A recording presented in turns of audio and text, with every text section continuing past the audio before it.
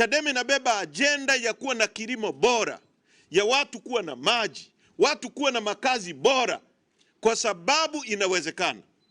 Hii ni nchi ambayo ina madini yanaitwa rare metal, ambayo yanatumika leo duniani huko kutengeneza silaha tunazoziona. Yanapouzwa, watu wanataka waone hiyo tafasiri kwenye maisha yao, kwamba madini yetu yameuzwa. Leo mimi nina nyumba, mtoto wangu ana ajira, natibiwa vizuri, hakuna shida ya matibabu, hakuna shida ya barabara. Unapojaribu kuua hiyo ndoto ya Watanzania kujipatia maisha bora, Watanzania watakushughulikia na hawatakubali. Ndio maana katika kipindi hiki cha ukimya wa siku 310 nchi yetu imekuwa na matatizo makubwa sana. Upandaji holela wa bei ya mafuta na wizi kwenye mafuta, na hakukuwa na sauti, kwa sababu tuliwaambia watu kwamba Chadema wakifanikiwa kuziba mdomo wa Chadema, nchi itakuwa kwenye matatizo. Mmemsikia nani anazungumza kwenye hivyo vyama vya briefcase na mfukoni? Mmesikia nani anasema kuhusu mafuta? Umesikia nani anazungumza kuhusu ajenda za wananchi katika nchi, wakati ambao Chadema ni sisi wenyewe tulikuwa tunajitokeza kutoka mafichoni, tuna improvise mazingira, tunazungumza. Sasa tumerudi, na kwa sababu tumerudi,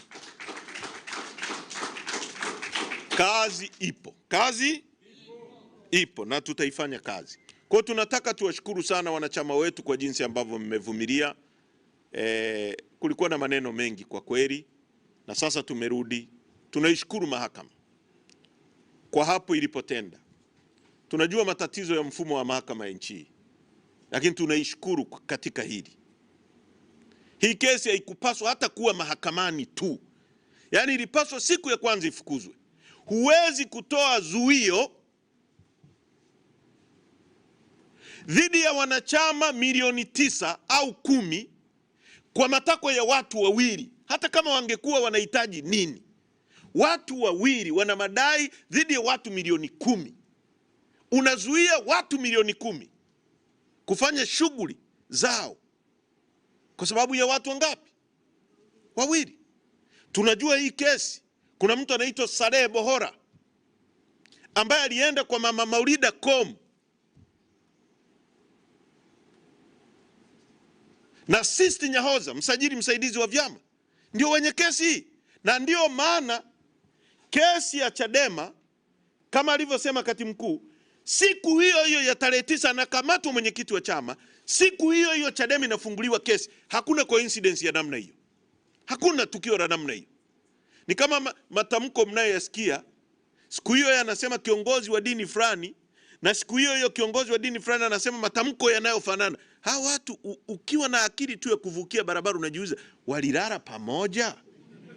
Walikubaliana kwenda kusema hilo jambo? Kwa sababu hakuna coincidence ya namna hiyo duniani, sio? Kwa ndugu zangu,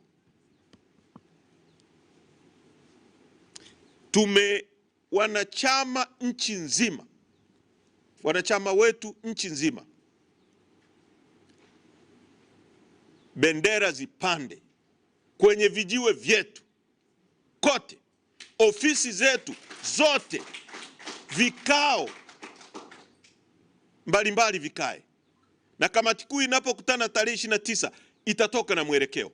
Lakini maandalizi kwenye grassroots, sisi ni chama ambacho kina wanachama kule chini, maandalizi yafanyike. Tutaanza upya,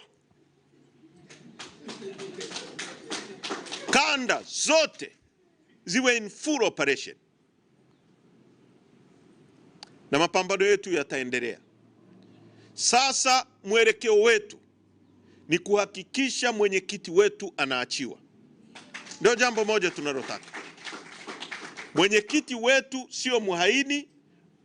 Mwelekeo wetu na wanachama wetu na kampeni yetu ni kutaka sasa mwenyekiti Tundu Lissu atoke ndani. Mwaka mmoja ni mwaka mrefu sana. Hapa duniani ni Mungu anatuweka hapa, na yeye ndiye anayetupa siku za kuishi hapa. Mtu mmoja akikanyaga hata risali moja la kwako, hawezi kukurudishia hilo risaa. Achilia mbali siku. Hakuna mtu miongoni mwa hao watu wanaomshikilia Lissu ambaye anaweza kumrudishia mwaka wake ambao amemshikilia mle ndani. Huo mwaka umepita kwa uharibifu, kwa uongo. Kampeni yetu wanachama kote nchi nzima ni kutaka Mheshimiwa Lissu aachiwe mara moja, awe huru,